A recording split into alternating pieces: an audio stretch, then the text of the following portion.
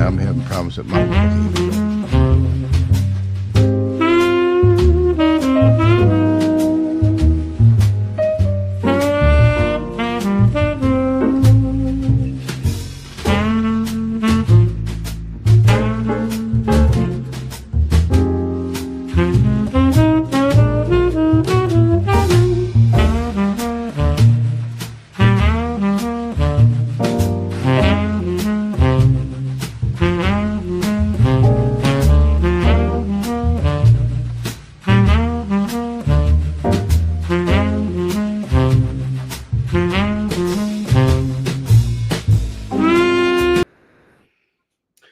Welcome to this week's Muslim Street. You're here with Malik Aziz, and also have my co-host, Dr. VIBERT ISSA White. He'll be joining us through audio for this very important topic. This is a series that we're going to do, which will eventually collaborate in a major paper and or a book. How Europe and America and Israel control the Muslim world. Basically, how the West took over the Muslim world. We kind of want to start the first, excuse me, guys. We kind of want to start the first half of this session discussing periods. We're going to do this in two periods. We can continue to discuss this issue in the context of two periods. The first period being 1884, where the Europeans, to be 1884 to 1953. The second session would be 1953 to the present. In order for us to put context, a historical reference, and other things that are going on in history to the takeover of the Muslim world. This is a interdisciplinary study of how that happened. It'll include geopolitics. It'll include war. It will include sociology.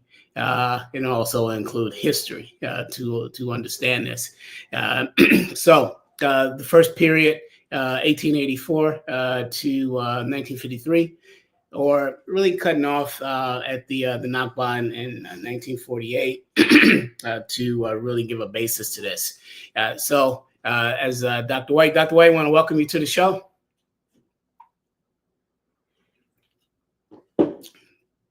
I don't think we have Dr. White on audio yet. If you can check that out. We produce here at the Muslim Street Podcast out of Ghana by the Lance Scurv Show, who engineers this. So Lance, if you can work on the audio connection of Dr. White, we really appreciate that to get him included in this very important conversation. A conversation that here at the Muslim Street, we think... well, he's connected. Let's get a sound check from him. Yeah, Dr. White, are you with us? Hello? Okay, great. We'll bring you in a second. I was just kind of setting up the context of the program, and I'll call on you here in a second. So this period and or this first segment of the discussion tonight will kind of contextualize 1884. There was a very significant event that not only affected all of Africa, but the entire Muslim world. And that is the Berlin Conference, where the Europeans sat down and they carved up the world. And it entered into that period of history in the late 19th century, European domination, again, of the entire Muslim world. And we're also going to talk about how that happened, who were the players, the rise of Zionism as a concept during the same period in the late 19th century, which brings us to where we are today. We say, as Malcolm said, that of all of our studies, history best rewards our research. Out of all of our studies, history best rewards our research. And what is meant by that? Brothers and sisters, if you don't understand how we got to the point where we are now in terms of white supremacy and world domination, it's historical context to it, you'll just be talking out of your feelings. Not only that, it will not allow us to prepare properly to defend against it and to defeat it. right? And let us understand that the declaration of what happened in 1884 when all the European nations sat down and they carved up the world. That was a declaration of war on Africa. It was a declaration of war of this new reality that they created, they being the Europeans, called the Middle East. Subsequent to just a couple of decades prior to that, the late 1860s, there is no concept of the Middle East, none. This is a made up geopolitical construct by the Europeans. It literally came out of their own hat for them to understand their position in the world vis-a-vis the economics and the geopolitics. So let's get that clear, especially to you people who like to go on social media and talk about, well, Jesus was a Middle Easterner. All right, he was not. All right, so Jesus was of African descent. We can prove that any day of time. So, Dr. White, as we set up what I call a very critical period in the history of the world, the Europeans and their rise in colonialism, it gives us a basis to understand where we are now. What do you think about that? What do you have to say about that? Still have some audio issues with Dr. White. So as he pipes in, let me move on. So the Europeans get together in Berlin in 1884. They take a map of the world. They carve up Africa. And in them carving up, the Europeans carving up Africa, they had no regard. Dr. White, are you trying to get it? Yeah, some audio issues. Let me take care of this first. Yeah, Dr. White, are you with us? Yes. Yeah. Yes, I'm with you. Okay, just having some audio issues. I want to apologize to the listening audience and tell Lance if we can get that corrected offline. I really appreciate that. But going back to the Europeans and them sitting down as a European body, just emerging a few centuries with the emergence of the nation state concept. They also have gotten fat off the European slave trade. Stop calling it the transatlantic slave trade. This is a historical misnomer. It's a European slave trade. They're the ones who benefit off of it. They're the ones who started it. They're the ones who profited and built up Europe off of it. Call it what it is. The European slave trade. Dr. Yosef Inyanakana used that terminology. Dr. Khalid Muhammad used that terminology. Dr. Conrad Worrell, other scholars, Dr. Anderson Thompson use that terminology. Stop calling it the transatlantic slave trade. It's the European slave trade. They're the ones who got rich. That triangle created where they took free labor as cargo out of Africa, our ancestors, took them to South America and North America in order to use that free labor to build resources to ship back to Europe. That's the triangle. And those nation states got rich off of that, right? So that brings us to, during the post-slavery period, the Europeans, again, in their expansion, they colonized the entire world, the entire dark world, right? 1884 is very significant. But Dr. White, the European colonialism moved into the Muslim world fairly unopposed. This is critical. Some resistance, but to understand why that happened, we really have to go back a long way in history to understand geopolitically and understand political theory as it relates to one question. And that one question is, for the Muslims, after the passing of the Prophet, sallallahu alaihi wasallam, the question comes up is, who should rule? Who should rule the Muslim world? So very quickly, there is this, after the passing of the Prophet, there's what is called the Great Fitna, the Great War internally with the Muslims. And there's three fundamental groups that arise. The first group are Ahl Sunnah, or what is now called in the lexicon, the Sunnis. The second are the Shia, and the third are the Khawarij. Three fundamental groups fighting for who should rule over this one question. And the reason I say that, and I'm going to fast forward all the way to 1884 on this, I have to make this historical reference to that issue because the Sunnis won out. They won out, and they're interested in stability, whereas the Shia and the Khawarij, as colonialism comes in 1884, they're still existing, but in small pockets. They're not accepting this European colonialism, right?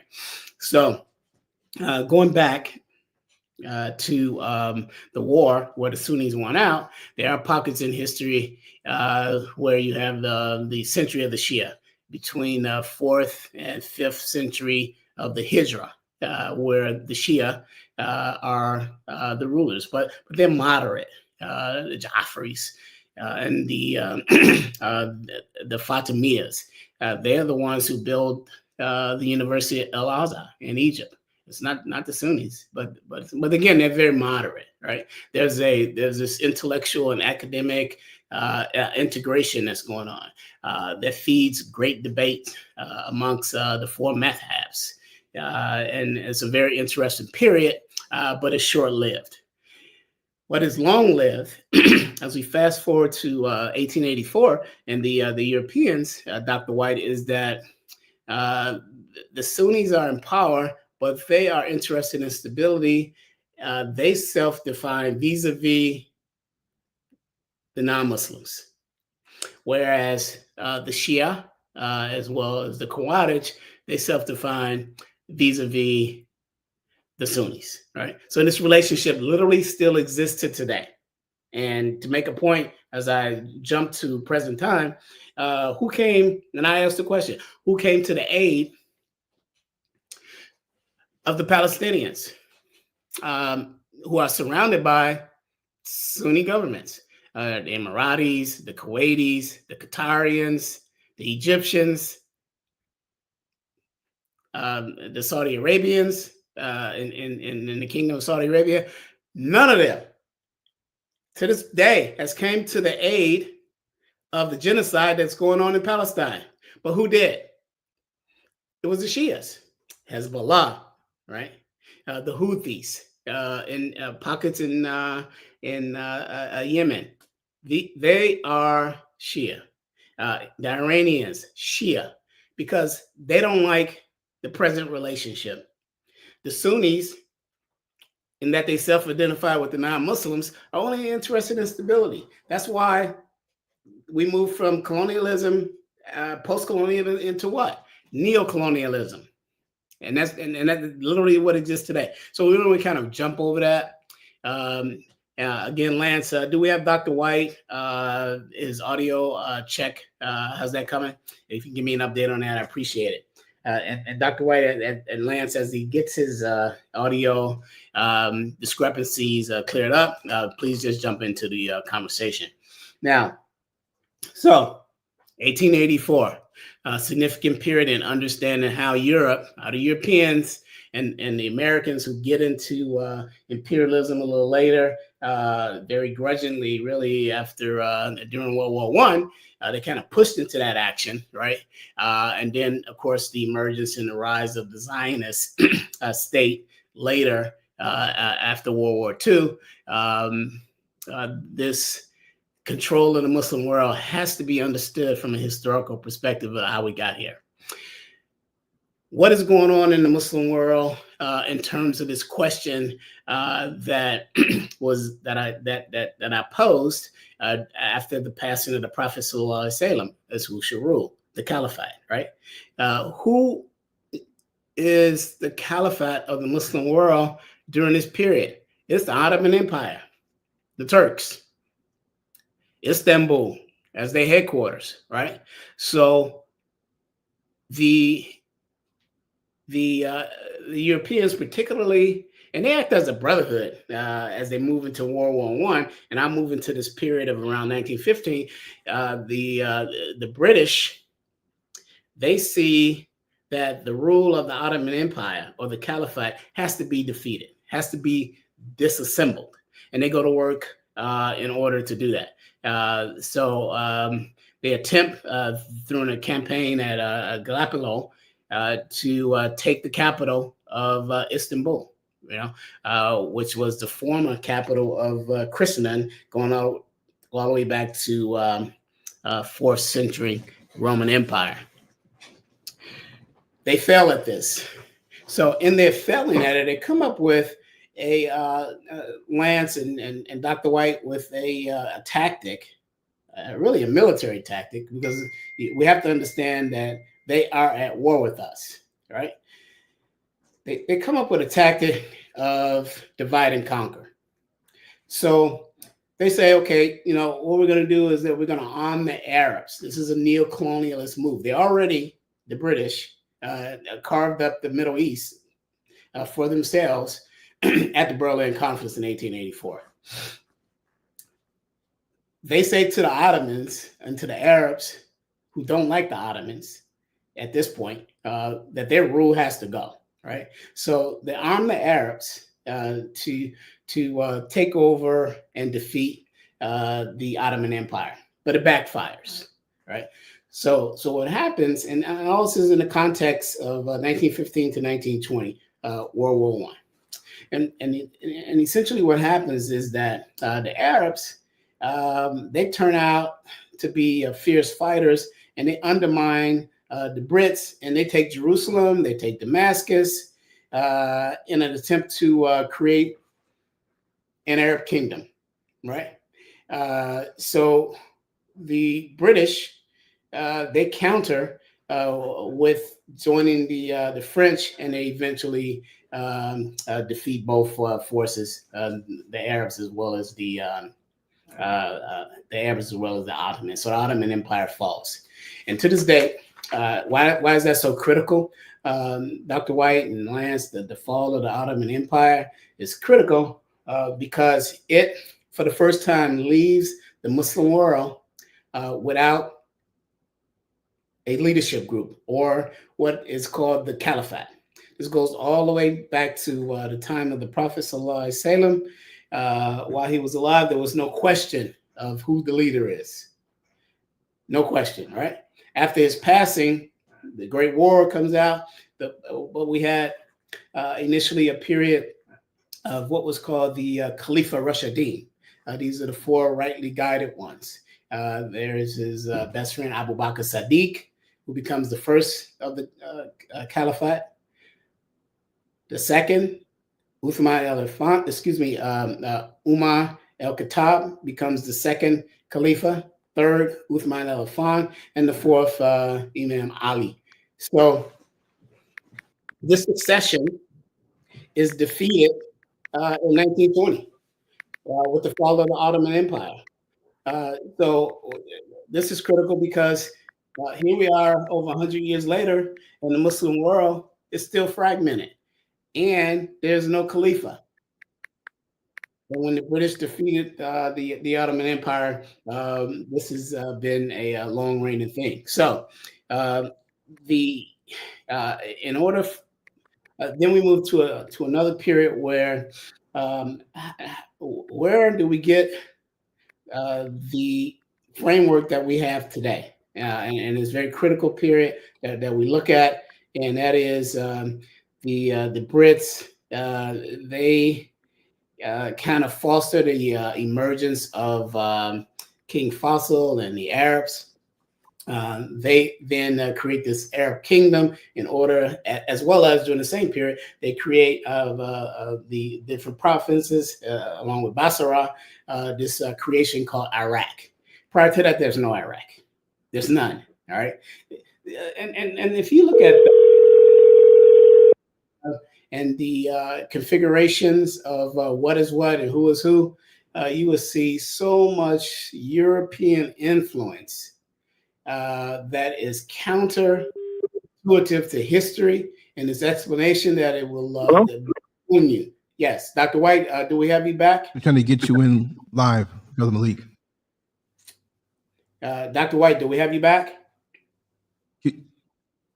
Let me know when he's back, Lance, so we can continue, and just have him jump in. If you can send Yeah, him we have massive problems over here. So we have him in, but we're not hearing him now. So Yeah. we're having a lot of problems here. But continue on. Yeah. So that brings us to the point I was making about maps, geopolitics. The victors have redefined the entire world. If you look at ancient Ghana, ancient Mali, ancient Egypt, ancient Sudan, they have no relationship to current maps. Just kind of wipe that out of your minds. These are maps that were created in 1884 by the Europeans. The Middle East. Oh wow, yeah, there's nothing behind the map. Can you put that on mute, Lance, please? And if you look at the current Middle East, we have to look at these maps being kind of tattered with World War I, World War II, to the present. So there is a lot of interesting things that are going on here, but all of that is an expression of European domination, right? So we have the emergence of King Faisal in the Hijaz. He is appointed by the Brits to take over what you now know as Iraq, the southern part of it. He's not Persian, he's Arab. So this creates a significant issue there. So as we go along, I want to circle back to the Zionist movement. Remember, we're talking about how Europe, America, and Israel control the Muslim world. At the same time, and all this is going on, the Berlin Conference, 1884, the late 19th century, this movement amongst the Europeans, and this is pre-World War II, pre-Holocaust. There's a movement that emerges called the Zionist movement. Theodor Herzl and others, they begin to respond to this anti-Jewish fervor that's going on in Europe, and to say that they want a homeland. And what would have been, as we move forward to World War II and the Holocaust, is that they should have found a homeland, or should have been given a homeland inside of Europe. They are Europeans. They're not from that region. They have no DNA whatsoever from that region. So who are these people? Historically, they're converts to the religion of Judaism. That conversion took place in Europe, not in the so-called Middle East. They have never been there. It took place in Europe. I'll say it one more time. It took place in Europe. It took place in Europe during the 7th and 8th century AD. And this is significant because of the lateness of this, right? So again, fast forwarding to the late 19th century and the emergence of the Zionist movement as a concept, the Jews are seeking a homeland because their European brethren don't want them. And understand this is a religious political movement. Zionism is. It's not rooted in quote unquote the Torah, but primarily they create their own religious texts, particularly that they're going to follow the Talmud. All right. So Theodor Herzl and the Zionist movement, they began to gain strength moving into World War I, 1917, where they negotiated by who? Lord Balfour and the British. Remember now, it is the British who control the so-called Middle East through what happened in 1884 at the Berlin Conference. They carved that up for themselves, right? So the British, under this British mandate, they hand over Palestine, which is under British colonization, to the Zionist movement. And not only is this criminal, but it leads us to what we will see in the 20th century and into the 24th century as the biggest problem vis-a-vis war. Now, let me go back a bit to point out that also, and this is very significant that you understand this, that two things. One is that I said that the Europeans should have given them a homeland if they were having such a problem with their own European brethren, right? A homeland inside of Europe. What would have been a great place for that? A lot of the scholars historically have said Austria. Why? Hitler is Austrian, right? Austria is home, for them. They should have given it to them. They could have carved out and created this situation that they have now in so-called Israel, and it would have been a European problem, right? So you had European, Jewish settlers from Brooklyn and Philadelphia, like Netanyahu and his people were from Poland and all these places coming in to Austria and fighting amongst themselves as opposed to creating a genocide amongst the Palestinians. Well, over 400 Palestinians are killed in this current conflict. And it's not even a conflict, it's a genocide. If it was a conflict, you have two sides going against each other. There is but one side in this, financed by the United States of America and the American tax dollars. We want to be clear about that because once we understand white power, they're not confused at all. You have to understand Zionism and Americanism in the context of white power and what happened in 1884 at the Berlin Conference. All of their brothers sat down at the table, right? They bring the Americans into the game of imperialism late World War I, all right? And they took off from there. They're all brothers in this. You have to understand that. If that is not your paradigm, you're looking at it from the wrong angle as you fight this enemy.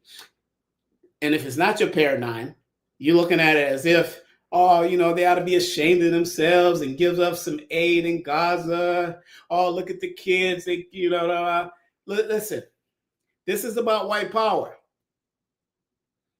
And you're pleading to the consciousness of white power to stop what they're doing is a fail.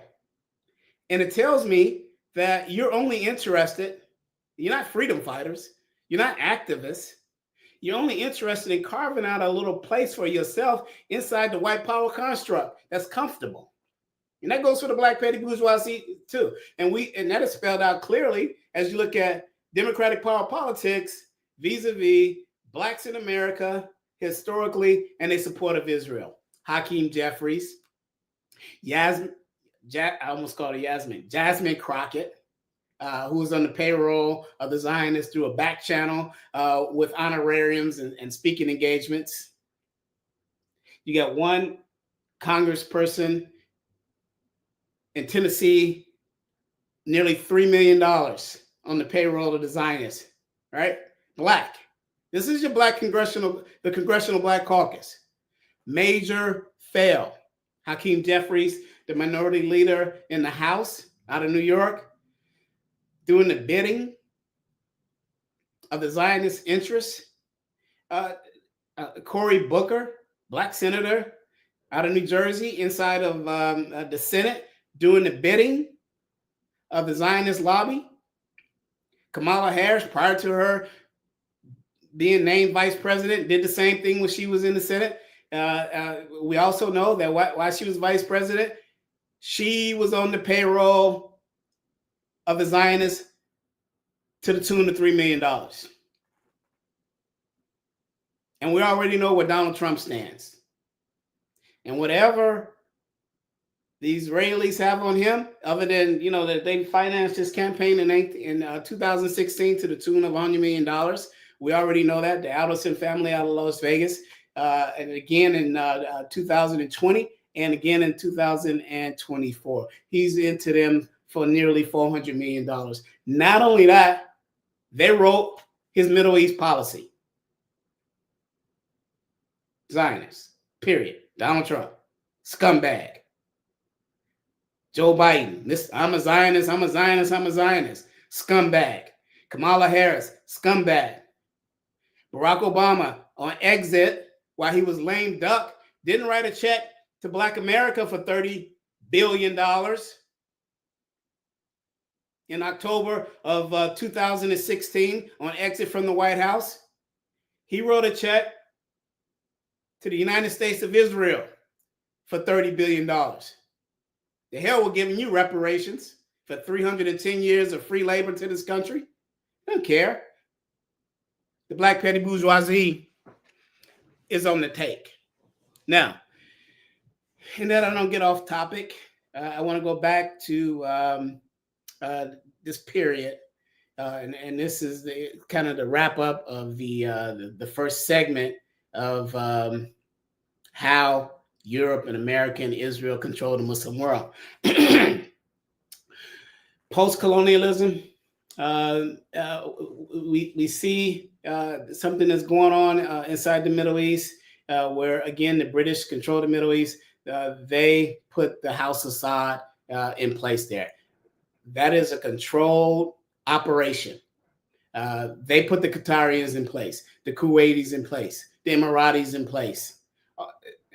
So to understand why there is no real threat from the Sunni Muslims in those countries, as they see their own Muslim brethren get Holocaust by the Europeans, and particularly the Europeans of the Jewish religion in so-called Israel, they do nothing. And don't expect them to do anything. They're only interested in, again, what I said from the start of after the passing of the Prophet Sallallahu Alaihi Wasallam, and that is stability. They're looking to get along with the non-believers.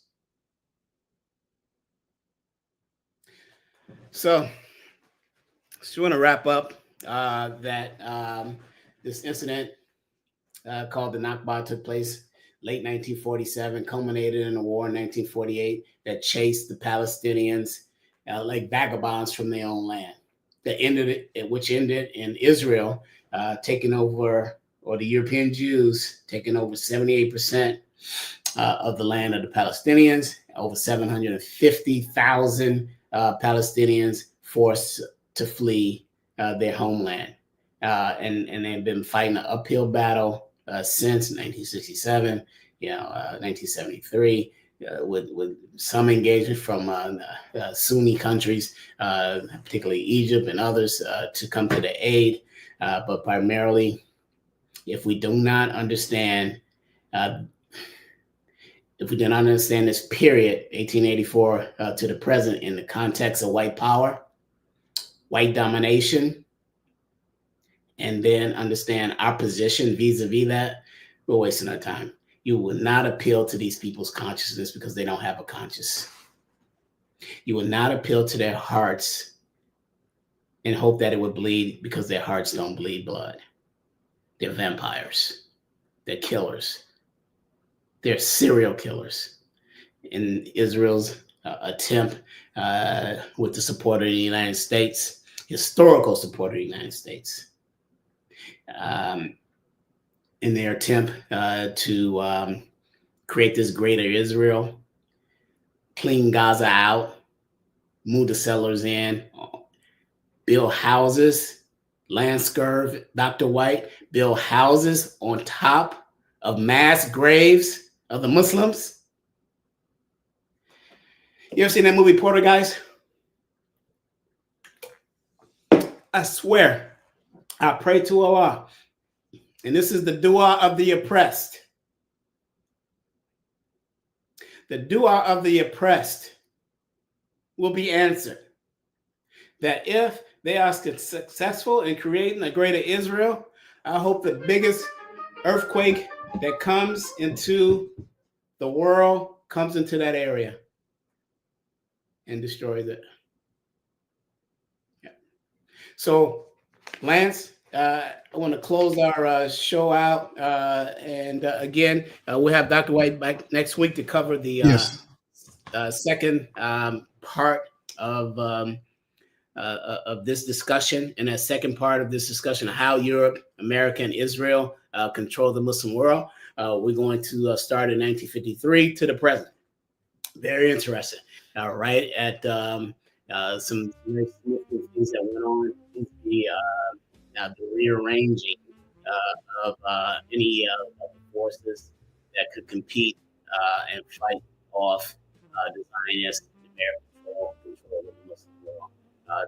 The use of coming out of colonialism into neocolonialism, right?